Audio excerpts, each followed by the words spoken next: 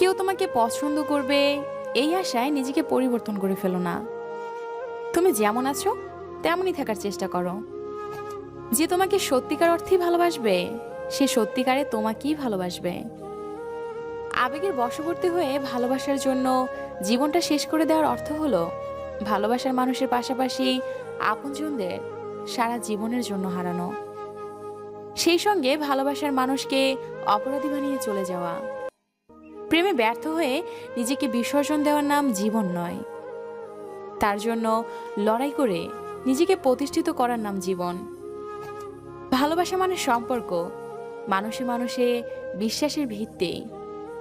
ভালোবাসার অনেক রূপ, যেমন ভাই বোনের ভালোবাসা, মা বাবার ভালোবাসা, পরিবারে একটি পশুর প্রতিও ভালোবাসা হতে পারে। যেমন অনেকে কুকুর পোষে, বিড়াল পোষে, অ্যাকোরিয়ামে মাছ রাখে, পাখিকে কথা বলতে শেখায়। এসবই ভালোবাসার বহিঃপ্রকাশ। কেউ কেউ ভালোবাসা থেকে গাছ লাগায়, গাছের পরিচর্যা করে। মানুষের প্রতি গাছের ভালোবাসা আছে কিনা জানি না, হয়তো আছে, হয়তো বা নেই। গাছটার পাশে গিয়ে তুমি পরিচর্যা করছো, খোঁজ নিচ্ছ, দেখবে সেটি তাড়াতাড়ি বড় হয়ে উঠছে। অন্যদিকে কেউ খোঁজ নাওনি, সেও কিন্তু বড় হয়ে উঠছে না। এটা কিন্তু পরীক্ষিত। এর থেকেই বোঝা যায় গাছেরও অনুভূতি আছে। ভালোবাসা শুধু নর নারীর প্রেমের মধ্যেই সীমাবদ্ধ নয়, মানুষের সঙ্গে মানুষের সম্পর্কের মধ্যেই ভালোবাসার প্রকাশ ঘটে। একজন রাজনীতিবিদকেও মানুষ ভালোবাসে, তাকে হয়তো সামনাসামনি কোনোদিন দেখেও নেই, তবুও ভালোবাসে। কেন? শ্রদ্ধাবোধ থেকে। একজনের ভালোবাসার বহিঃপ্রকাশ তো এক এক রকম। কারোরটা সফট, কারোরটা খুবই অ্যাংরি, কারোরটা কখনো কখনো স্বেচ্ছাচারিতার পর্যায়েও পড়ে, সে অধিকার খাটায়। ভালোবাসার ঘনত্ব বেশি হলে সেটাকে প্রেম বলা যায়। উদাহরণ দিয়ে বলি, একটা ছেলেকে আমার ভালো লাগে, তাকে ভালোবাসি। এই অনুভূতি যতটা গাঢ় হবে সেটাকে প্রেম বলা যেতে পারে।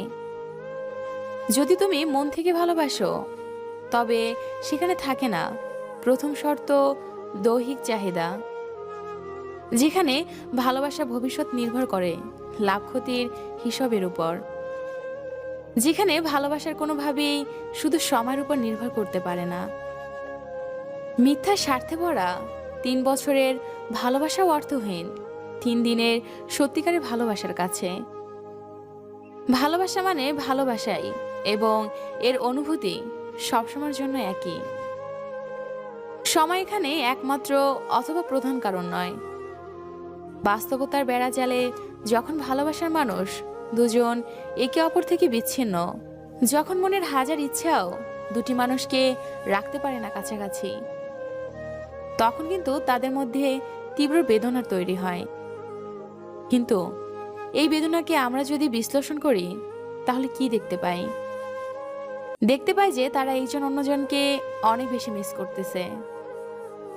মিস করতেছে তাদের হাসি, কান্না, খুনসুটি।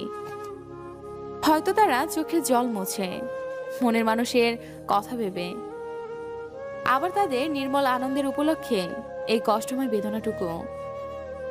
তারা এটা ভেবে খুশি হয় যে তার ভালোবাসার মানুষটি তার জন্য কত কথা জমিয়ে রাখছে। তারা এই ভেবে খুব পুলকিত হয় যে তারা একজন অন্যজনকে ঠিক কতটা মিস করে। সত্যি বেদনাও মানুষকে আনন্দ দিতে পারে মনের মানুষকে নিয়ে গর্ব করার সুখময় সুযোগ। আর এই আনন্দ দুটি মানুষকে করে আরো রঙিন ভালোবাসায় আরো পরিণত।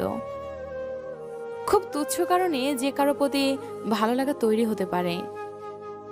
কোনো মেয়ের ভুবন ভোলানো হাসি দেখে সেই মুহূর্তে তাকে ভালো লেগে যেতে পারে, কিংবা রাস্তায় চলতে ফিরতে সুন্দরী কোনো মেয়েকে এক পলক দেখে সে ছেলের হার্টবিট মিস হয়ে যেতে পারে।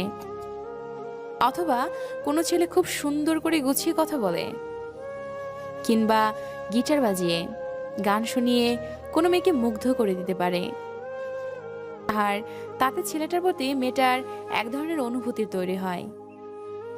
এই অনুভূতিকে আসলে ভালো লাগা বলে, ভালোবাসা না।